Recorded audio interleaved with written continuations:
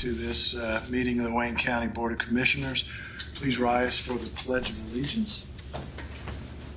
I pledge allegiance to the flag of the United States of America and to the republic for which it stands, one nation, under God, indivisible, with liberty and justice for all.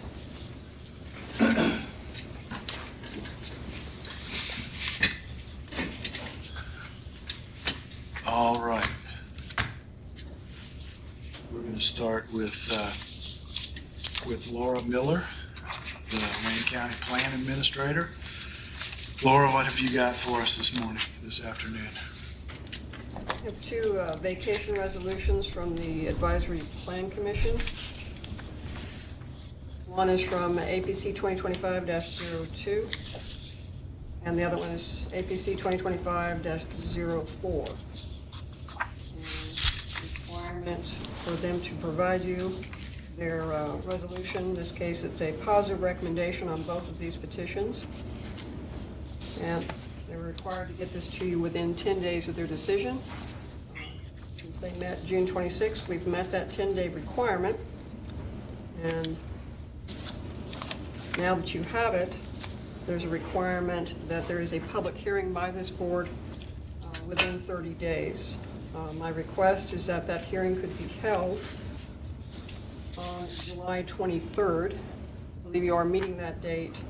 Normally, these kinds of hearings are held at 10:30 in the morning, but currently the computer calendar looks like it's from 9:30 to 10:30, but I'm not. So I'll take whatever time Okay. you would like to hold it on. We actually have been starting at 8:30, so you want to have that right off the bat?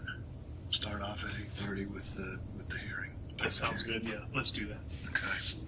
July 23rd at 8:30? Yep. I will advertise it that way. Okay. And you'll get that advertised? Oh, absolutely. Not a problem. Did you have any questions right now concerning these two resolutions? I do not. Do you have any? I do not. Thank you. I've reviewed the email that you sent and was able to read through that. I have no questions. Excellent. There were no issues with it, Laura, as far as landlocking the parcels, anything of that nature. No. All right. Thank you. We'll see you on the 23rd. Thank you. Thank you. All right. Next is Dan Burke. Good afternoon. Good afternoon. I'm here today to request permission to apply for the renewal of the FEMA grant that we currently operate. I'm kind of doing it in reverse order here. The Board of Health does not meet until August, and we have to have our application in on July 25th. I spoke to the Board of Health via email, and no one has an issue with us taking the reversed order here. So what I'm asking is the approval and renewal of this grant contingent on the board voting yes in August. So this is the FEMA grant. It's fetal infant mortality rate review. The purpose of this grant is to review fetal deaths and infant deaths up to a year of age and come up with solutions to prevent those deaths. So that comes down to safe sleep, prenatal care, several other factors, car seat safety. We cover 6 counties. We cover Fayette, Henry, Randolph, Rush, Union, and Wayne. We currently employ 1 full-time staff member and 1 part-time. The part-time is currently vacant, but we will fill that position. The part-time will handle more of the safety pin part of the things, and full-time will handle FEMA. So FEMA handles case investigation, and the safety pin part handles the education side of things. Have you heard anything from the state about the projected amount of money that's available?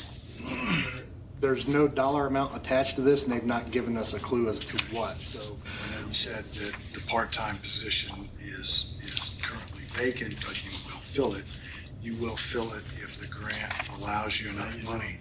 It's not something that you would try to continue with another funding stream if it's not available. right now, my budget is around $175,000 for a year, and that covers the full-time employee, part-time employee, fringe benefits, all the supplies, everything to take care of the program. If they do not approve me for that amount, I will cut part-time position first. And then if I can't fund the full-time position, then we'll vacate. We'll not accept the grant at that point. All right, all right. Council approved this morning.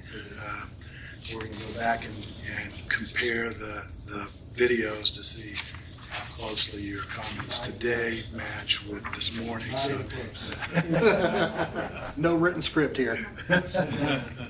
so Again, Dan, this is basically monitoring and databasing the experiences in the 6 counties we serve. It's not intervention as far as prevention. Is that correct? This would be intervention. This would be intervention. so the safety pin part of it is for intervention. Intervention. Okay. So as of now, it's only FEMA is what we do currently. They're combining these two things into this new grant cycle. So it's the That's why same the grant. uncertainty of funding is a factor that you're having to deal with. Yeah. So we have partnerships with Reed, Firefly, other health departments, Richmond Police Department. We have a lot of partnerships that help us run this that are free partnerships. We don't contract with them or anything. Is any of this anything that was being funded out of Health First money? For us, no. For some of our partners, for Reed Hospital, yes. Their function in this, they'll have to self-fund it after Health First Indiana goes away. Yeah. I have donated money to Richmond Police Department for the purchase of car seats. That will go away as well. Is it a grant? Okay. Aaron, any questions? Do we have a motion to approve the application for the grant? I'll make that motion. A motion, I'll second the motion. Any further discussion? And that is subject to being funded.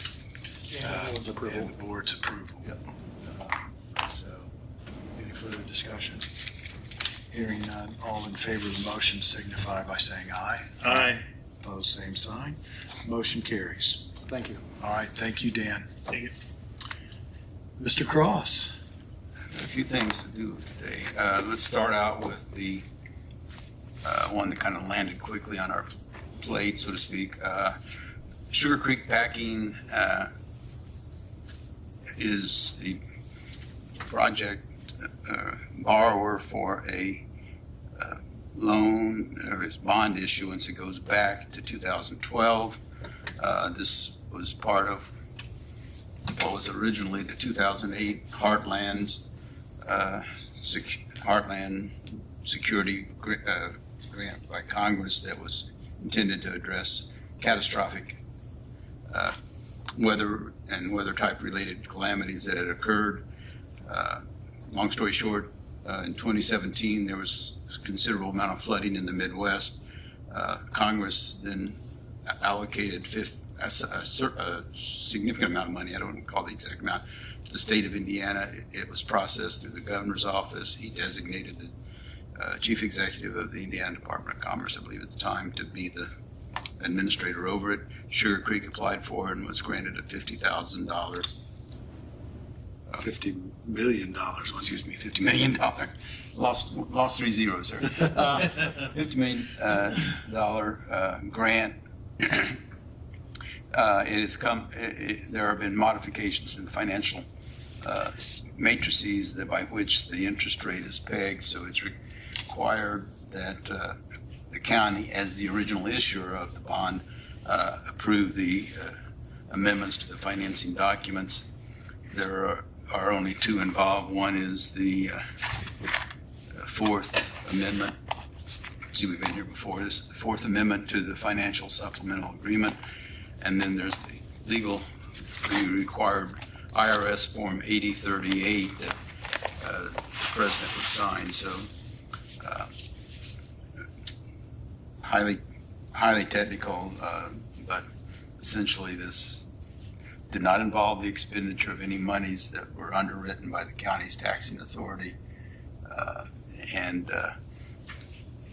The holders of these bonds are a conglomerate of venture capital entities headed by ING Capital as the lead for the benefit of the other participants. So I think I sent you an email probably that if you had trouble sleeping put in work to get you through it before falling asleep. So I think that explains it as best I can. It's a little beyond my pay grade, but I'll be happy to answer or to any questions you might have. Just to clarify a couple of points, so there's no financial obligation on the part of the county. Correct.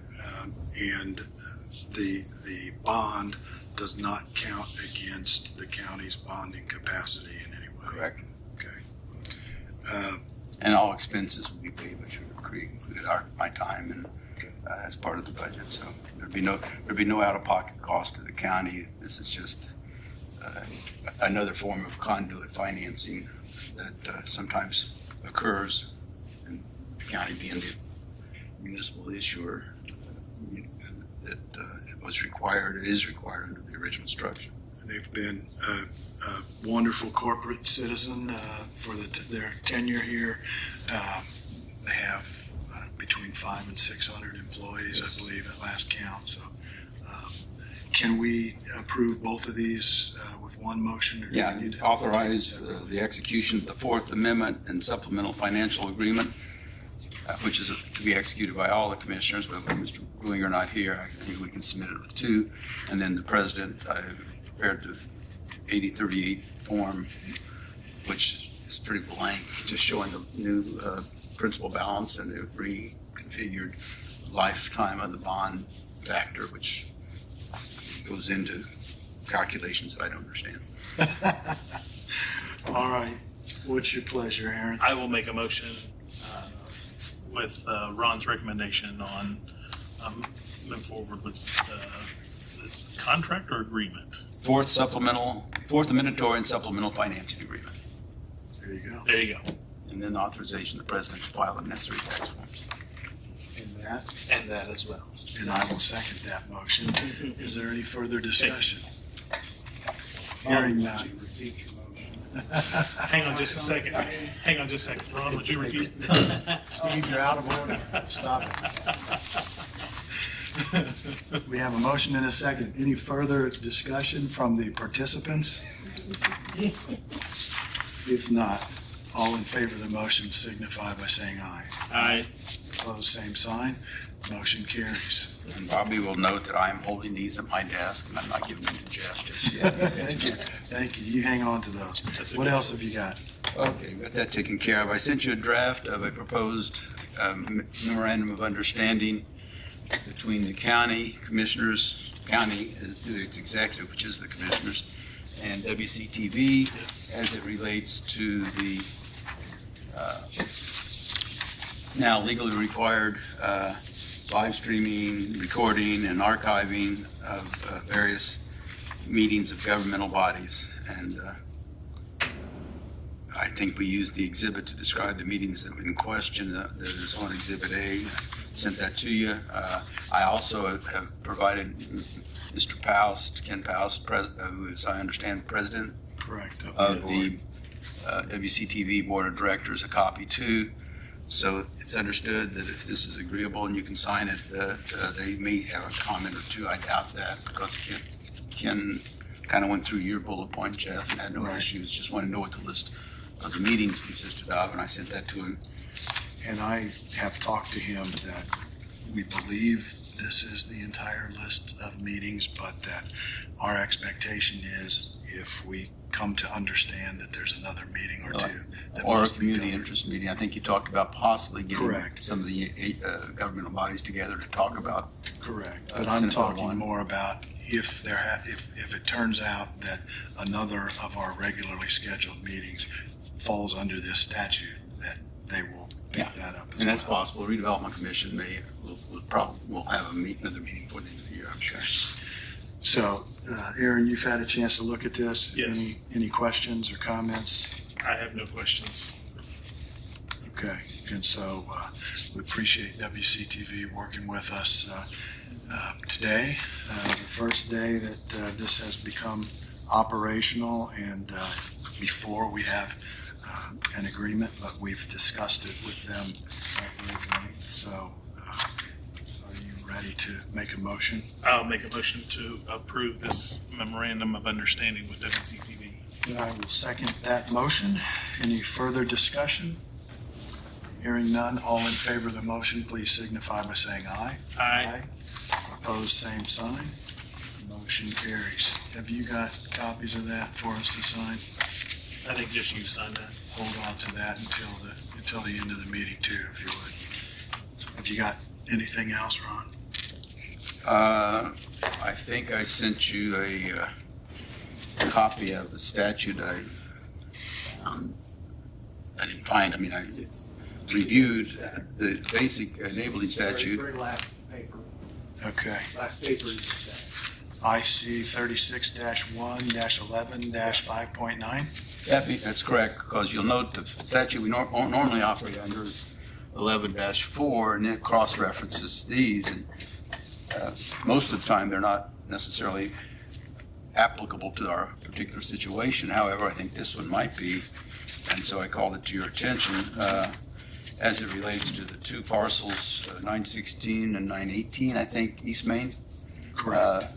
For the benefit of the public, one being the site of the BSN building and the other one the adjacent, now level building to the immediate west. Right. Those two parcels. So for these purposes, the term eligible abutting landowner means just that, those two parcels to the east and west of the two vacant parcels. Correct.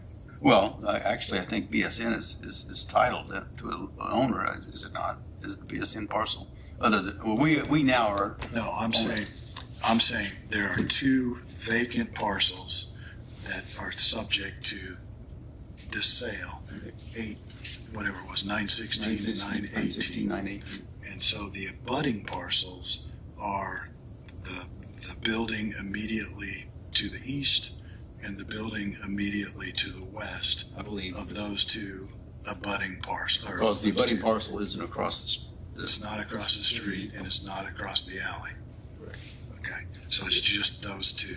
Could I just ask for a clarification? So as they currently sit, first of all, these two parcels were on the list, the exhibit that went to the court, so they've gone through all that notification process. So we do have tax sale certificates for those two properties. No, we have actually unrecorded tax deeds for those properties. Correct. So if we followed this process and we sold, there's actually two parcels. And if we get them both in our name and you sell one parcel, BSN is the abutting property owner and Wayne County government is the other abutting property owner. Well, before we would sell them, we would typically, when I do this, I have a resolution saying that the parcels are not needed for governmental purposes. So since Wayne County government is the owner. Well, my point is, since Wayne County owns the west, since Wayne County would own the west parcel, do you have to offer it? Do you have to offer the east parcel to the west property? And I guess along similar lines, 916 and 918, assuming that's the proper numbers, but is each of them an abutting parcel to each other, so that if they're both put up for sale, each one only has one abutting property landowner that could bid on it, or could they bid on both of them? See what I'm saying? You're selling the two parcels together. We can do that? Yes. Okay, They're abutted. But they're two separate parcels. right. They are two separate parcels, which means there's two legal descriptions, but it's all, but We could the sell them process together. does not implicate the interest of any other individuals. So you're saying, I guess I'm confused, the property to the west is owned by the county. What property is that? No, the property to the west of, Is a vacated rooming building? well, there are four parcels in my mind, Okay. okay? There's the BSN property, whatever it used to be, Kessler's Sporting Goods. Then there's 918, then there's 916, and then there's an occupied building to the west of 916. And I I don't know off the top of my head what the number is there, but it's an occupied property. So it is abutting 916, and the old Kessler's building abuts 918, and then 916 and 918 abut each other. So the question is, can people on both sides, the occupied, the owned parcels on both sides of those two parcels, bid on either or I'll have to take a both look of at them? that. I'll have to take a look at So that might dictate whether we do this kind of sale or we do some other kind of sale. And I guess in theory, maybe we didn't even want to take possession of 916 and sell it. So we're only going to take possession of 918. At that point, then, the two abutting property owners would be the guy that's delinquent and he's not eligible, and the guy that owns BSN would be the only abutting property owner eligible. I think we probably want to dispose of both of them. I'm just giving some But scenarios. I'm not sure what is the best way to do that. So I think we need to think this through a little bit more, and maybe by our Well, next meeting. I haven't seen a plat, that would help, but I think Steve can get you one. we need to, because I don't understand where you're getting 4 parcels. Until I see the And I plat. don't understand how you don't understand where we're getting 4 parcels. So let's get a plat of that block, and Well, obviously, if we can utilize it, it's much more advantageous than It going to certainly seems like it, 36-111-4. We don't have to have 2 appraisals. Exactly. We don't have to get a sale for the 80% or whatever the figure is of the combined appraised values, and we can turn it around much quicker than. okay. Okay. And I haven't said that. Remember on that list, if you just want to deal with this now, but on a timely manner, remember there's like 2 or 3 properties that were abutted by that church. Remember, church-owned property on both sides of these 2 or 3 parcels, and That are vacant, and we took title on those as they're well. in that list. Okay. All right, let's get together on all of that, but first step is to get a plat of that block for Ron, so that he's clear on exactly what we're talking about. I think you and I are on the same page there, but I want to make We sure always that are. he is. Well, yes, you usually come around.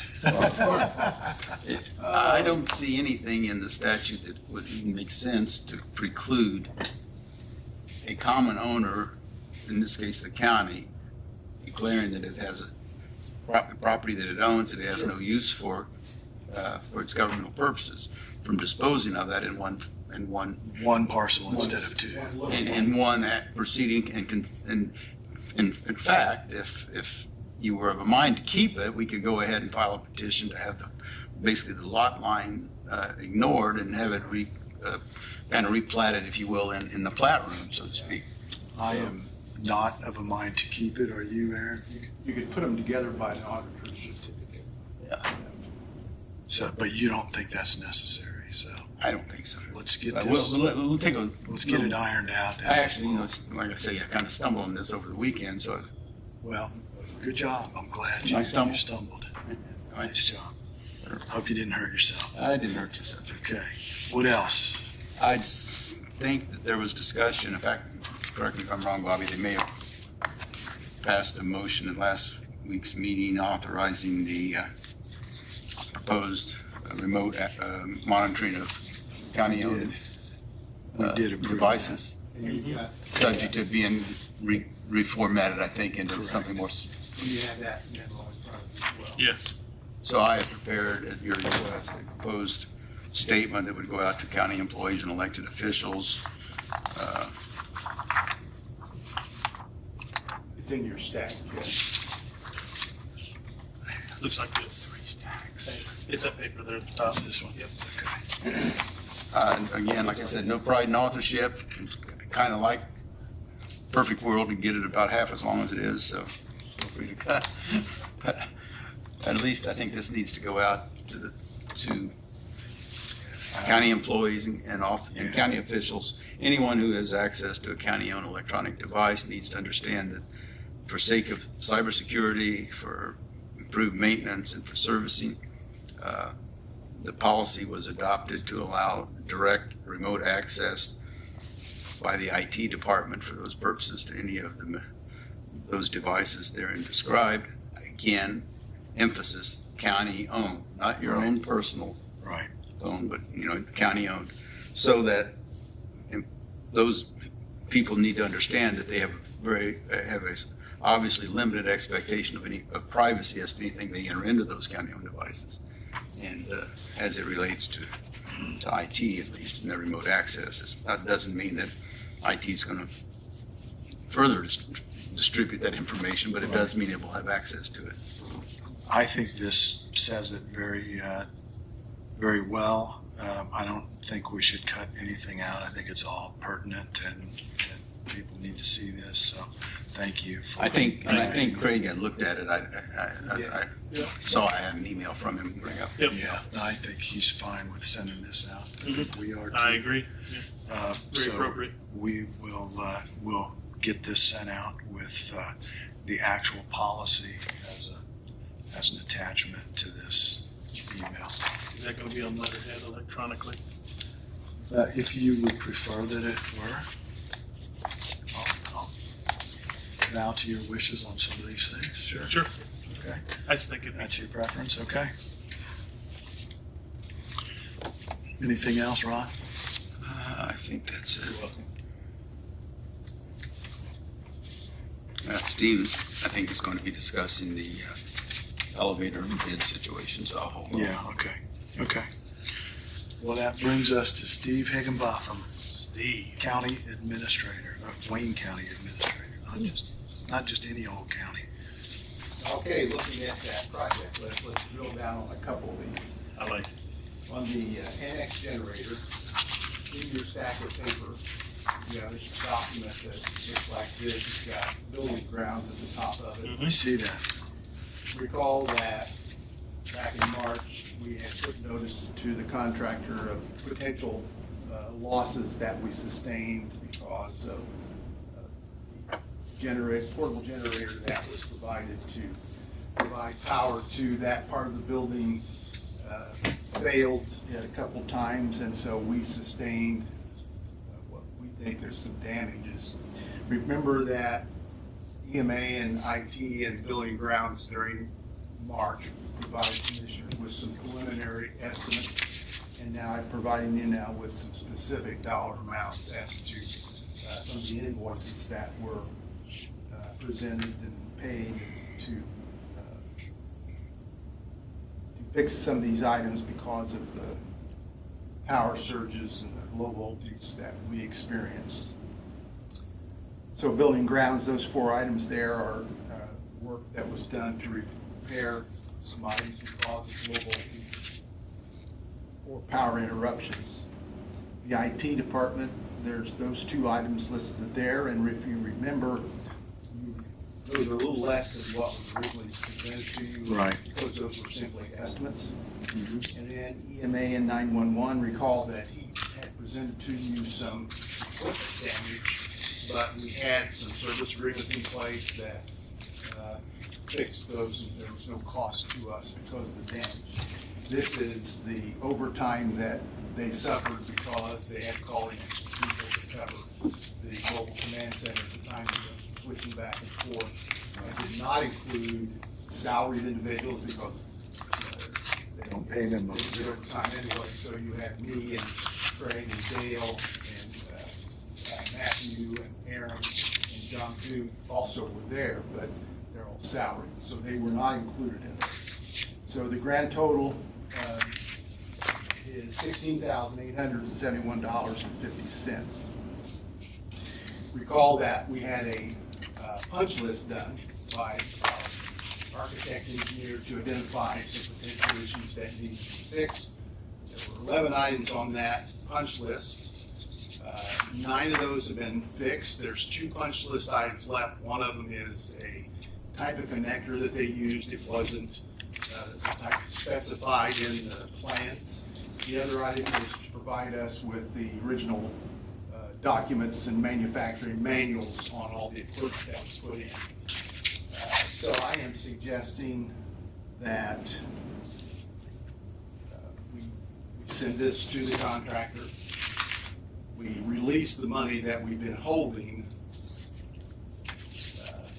except for this amount, plus the 5% retainage to cover those two items. two items Okay. on the punch list. And so, Well, and I think, just so the record's clear, prior to substantial completion of the project, we put the contractor on notice of the claim. Yes. Now, I think we are pretty much at substantial completion, subject to punch list completion. Yes. But, so we're ready to finalize that claim, so what we're really doing is amending that original claim notice. The claim should be prepared, it should be submitted first to the, not first, but simultaneously to the architect, who is the initial decision maker under the terms of the contract documents, I believe, and also to the contractor. We would then get the decision of the decision maker, which all makes a lot of sense, and then we would have to deal we would deal directly with the contractor. That's kind of the way I saw it playing out, Steve. I mean, Yeah, and obviously I have not had any conversation with the contractor since, with this part of the discussion. Basically, I'm thinking, I don't want to think for him, but I would think that he may want to, if in fact we concur on damages, he may want to deduct that from the project amount rather than charging it to his bond. we've not done anything that I'm aware of to put his bonding company on notice. We have not, that is correct. I think we felt like we had sufficient retainage, at one point at least, and Yes. these aren't huge numbers, let's face it, relative to what we're used to, but, right. so, So do we still have retainage that would cover this? Oh, yeah. so I think that, yeah, so there is no bonding issue, that should not cause him any heartburn. Right, that's what I think. And I think this just gets it resolved, and That's why I suggested that we hold back that amount. And is there still disagreement on the connectors that were, DLZ said use these kind of connections? Yes. And they use something different without getting permission to Correct. use it as an Yeah. alternate? Okay, And there's still disagreement on that. okay. But again, and that DLZ DLZ will make, dictate what it needs to be. So Ron, you're suggesting then, if the commissioners concur with this approach, you prepare a we claim put this together and send it to DLZ first, or simultaneously? simultaneously. Simultaneously. Well, I know, I guess, the DLZ first to let them have a look at it to make sure we're understanding what has transpired, because they've had more direct contact with the contractor than we have. Yeah. And I mean, their preliminary proof of it is not in any way prejudicing their position as decision maker. They're gonna, once it's finally presented to them officially, then they'll act on that. So that, you might do that as a preliminary, and then let's get, subject to that, any modifications that DLZ would advise from this, you could authorize the preparation of a final claim to be submitted according to the contract documents by motion today, and that would let Steve and me get going. But in the meantime, are we in agreement that we can release money that we've been holding, with the exception of this, and the retainage? And the retainage would cover the two Yep. points that are not yet Yes. addressed. Yeah. We should hold enough to cover this and those 2 points. Correct. Actually, we should withhold 200% of the estimated cost of those under the Public Works statute. Okay. Of the two punch list items. Punch list items, yes. Okay, Does that make sense? makes sense to me. We need to make a motion to that effect. I will make a motion that we withhold the monies to cover this and 200% of the two punch list items and release everything else, correct? I think And that's, that'll work for one, and I think you'll need another one directing Steve and I to prepare a final claim Separate motions or together? separate. all right, so I'll second your motion. Any further discussion? Hearing none, all in favor of the motion signify by saying aye. Aye. Opposed, same sign. Motion carries. Then I'll make a motion for Steve to prepare a claim. Steve and Ron. Stephen Well, Rowe, in consult with who is our? DLZ. DLC. yeah. Yep. So when I prepare the claim, other than just an amount, do I need to provide the invoice that we paid as evidence of the amount? I would have it and use it as an exhibit for I mean, I'll anything. have it, but do I need to submit it with the Well, claim? once you put it together, I mean, because I don't know what you're looking for a claim. When I say claim, I'm not looking at what Bobby's going to prepare. I understand, yeah. You know, it's going to be a legal Just a document. document, Okay. yeah, right. All right. Okay. Okay. I think that covers it. Okay. So motion for Steve and Ron to prepare the claim to DLZ to cover any of the losses. Hopefully this can get us pretty well down the road because I know you're not meeting next week. That's the only Right. thing. Right. I will second that motion. Any further discussion? Hearing none, all in favor of the motion signify by saying aye. Aye. Opposed, same sign. Motion carries. And Okay. then the only other item, unless you have some questions on the other ones, would be on the courthouse elevator, and I sent you and you have before you the documents that DLZ has prepared. And that, it looks like that. I have them right here. So I sent these to Ron to have him look at these, and on that top document where it says invitation to bid, this would be the legal advertisement that goes out, and under, you can see that highlighted area that I have there, that's the part that Ron wants some language added to, and he wants the, after a performance and payment bond in the amount of the entire contract price as awarded shall be required of the successful bidder. So he wants that language added after that. Okay. And then, Bobby, this is calling for a bid opening on August 13th. And we get 2 advertisements in before that.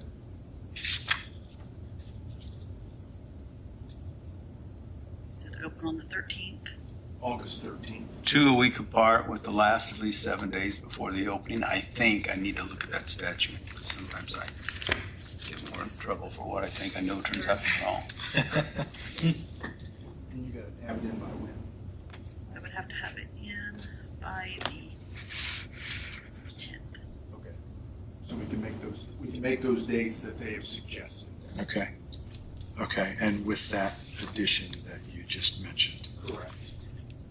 I think there's a possibility of combined bids or separate bids, and I want to make sure that if and as well as primary scope of work and alternate scope of work.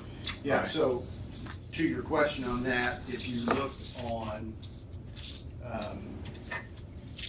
the next document, the multiple contract summary, on page 2, at the top, item number 3, it says that modernization of existing electrical traction elevators shall be by alternate bid.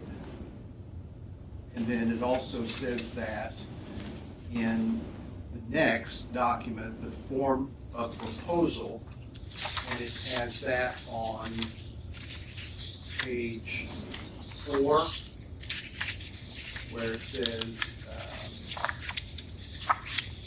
it will be listed as an alternate bid. Shouldn't that be enough, Ron? I think so. I guess I was a little intrigued by Greg's comment that he hopes that while they normally would entertain a combined bid lump sum, he would hope that they would, if they did that, they would break that down or at least offer alternates if they don't get everything, so that we can kind of pick and choose the cheapest way to, Right, to put it together. So I didn't get the idea if he was saying he didn't feel he could do that, or I wasn't sure what his comment. Okay, I see. So you're thinking that the alternate should actually be a fourth bid. A separate bid. Well, the alternate definitely be a separate bid. It should, and I don't know if we want to make it a mandatory alternate. I'm talking about the first three phases, I think, of the base scope of work bid, as opposed to bidding that scope for a single hard dollar if they break it down into each phase, so that, because we hope we get some competitive bidding, but sometimes that's. And I think the thought is there are elements of this that'll be all a particular bidder could do. Exactly. Because the skill sets, as he points out, Are significantly different. Yeah, so, okay. Steve, can you read one more time what the additional language is for page one? On that advertisement where it says a performance, I'm looking down at the very bottom, third paragraph at the bottom. A performance and payment bond in the amount of the entire contract price as awarded shall be required of the successful bidder. Okay, so you need a motion on this to authorize this language? Aaron? Sorry, I was just making notes. Sorry. I will make a motion to approve The invitation to bid. invitation to bid with the amendment that Steve has stated today.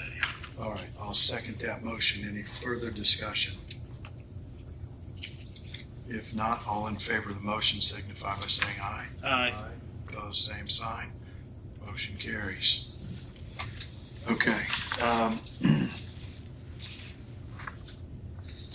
Do the rest of these documents need to be approved? They don't, do they? If you, unless you want some, to Ron's point, if you wanted to on the, you wanted to spell that out as a fourth item to bid on. Right now, they're just to Ron's point, There are three. annual contract.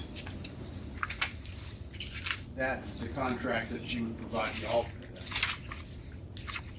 I mean, I think we're at the point now where we're preparing front-end documents that haven't even gone out to contractors yet. Right, correct. So I think if you understand what it is we're suggesting, I think Steve can communicate with. You understand? I do. Okay. Is that, So I don't know that you need to take any official action on you that. want it that way? I think that's fine. Okay.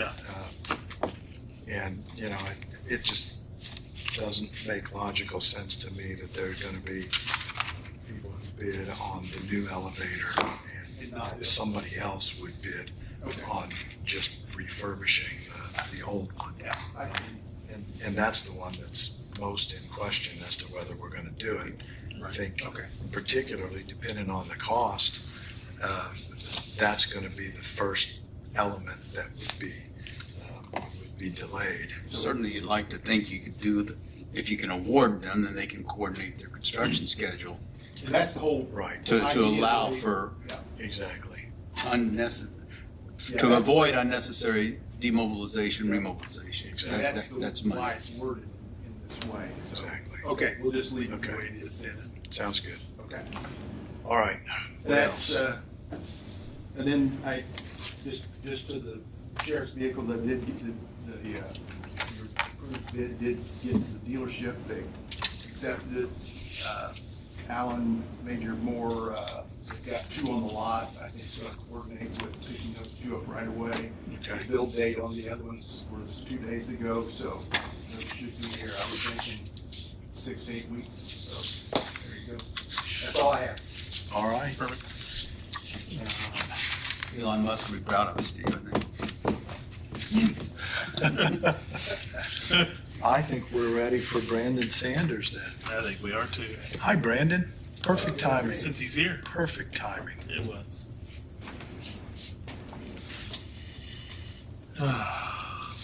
Did you want to leave your pen here? I was signing documents in my office and came in here ill-prepared without any I ability have to an extra sign pen if documents. you want Do to you? use it. That'd be special. Go ahead, Brandon. Okay, I've got three things before you this afternoon. The first one is a change order number 5 on the South G Street project. There was a spandrel beam bracket that was needed to be modified to be able to be placed. The field conditions was not exactly per plan, so they had to modify it. So there is a small change order for $2,373.12, and that is to modify the bracket and reinstall it on that project. So, Have you got that money available to you? yes. Okay. That's on the G Street. It's on G Street. Yes. Yeah, Bridge 701. Yes.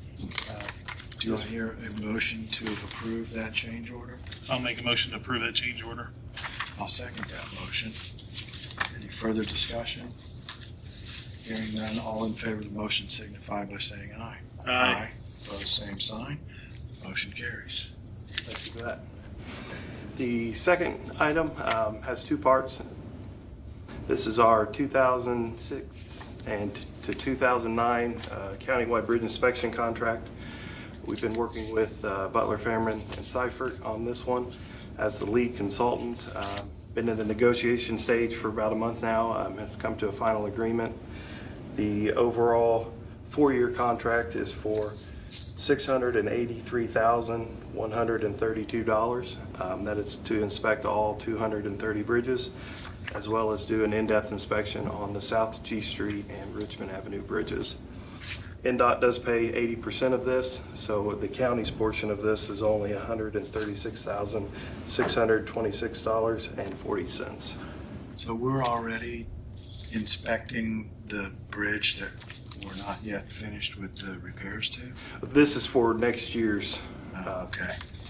four-year cycle, yeah. Sorry. Seems like it would have lasted a little longer than that.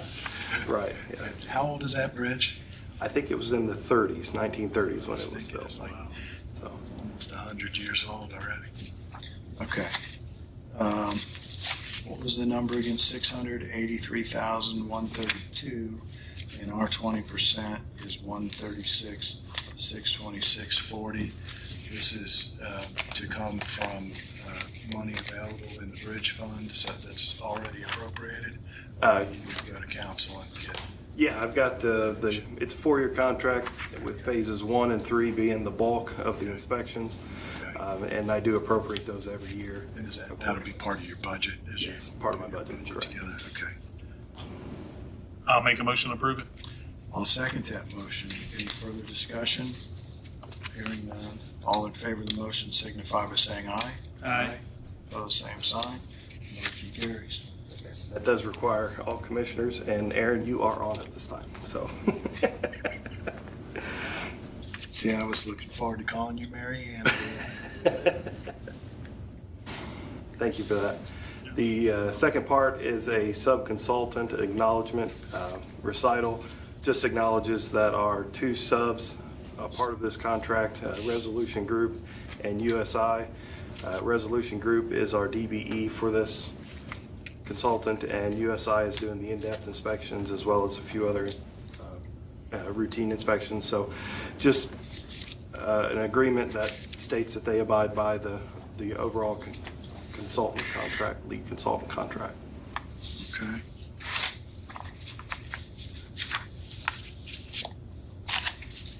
At least one of them is for Resolution Group, and the second one is for.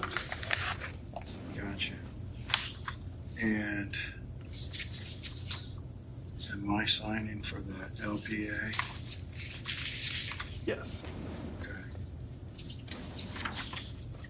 So two agreements for the sub-consultant. Resolution Group and USI. Do I have a motion I'll to make a approve motion to both? approve both agreements. I'll second that motion. Any further discussion? Hearing none, all in favor of the motion signify by saying aye. Aye. Opposed, same sign. Motion carries. Thank you for that, and that's all I have. All right.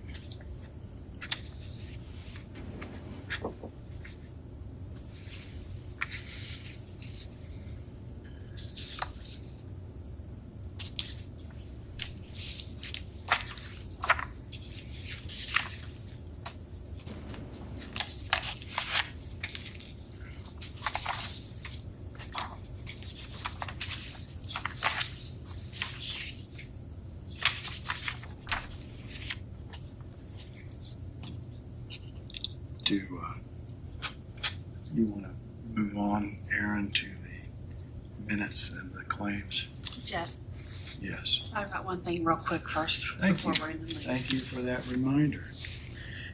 Mike Sharp turned in his non-fringe cash benefit reporting form in the amount of $132.44 for uniforms that he would like approval on. So we have a motion to approve that. I'll make a motion to approve that.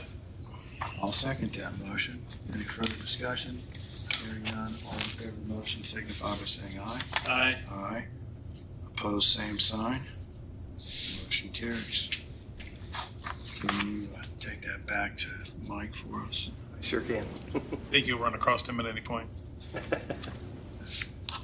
Long haul across the hall. Okay, let's see. Whoops, did you sign this? No. I don't need to. I think it's just you. Okay.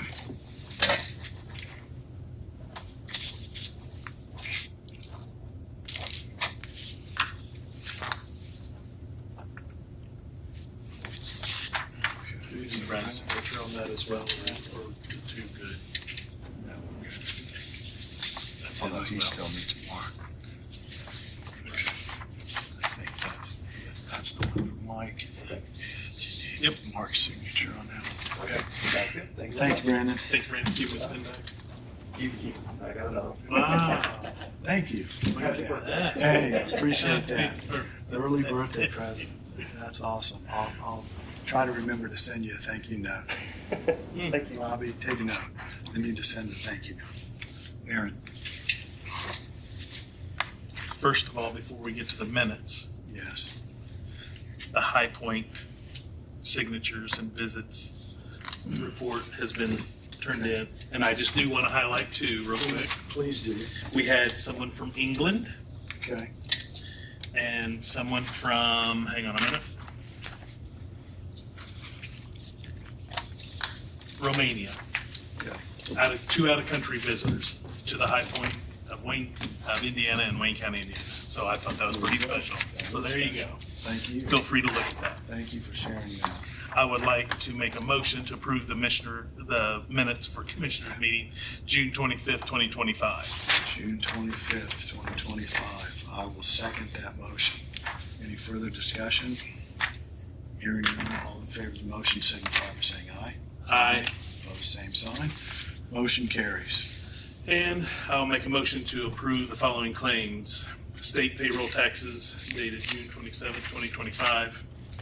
Boston Mutual dated June 27th, 2025. Employee payout for salary ordinance provision on a clerical error dated June 27th, 2025. FOP United Way, Republican Party Sheriff's Department Retirement, June 27th, 2025. Veterans Assistance paid July 1st, 2025. Jury pay dated July 1st, 2025. And general claims dated July 2nd, 2025. And one more, CenterPoint Energy dated 7/7/2025. And I did make the You motion. did make the motion, and I will second that motion. Any further discussion? Hearing none, all in favor of approving the motion signify by saying aye. Aye. Opposed, same sign. Motion carries.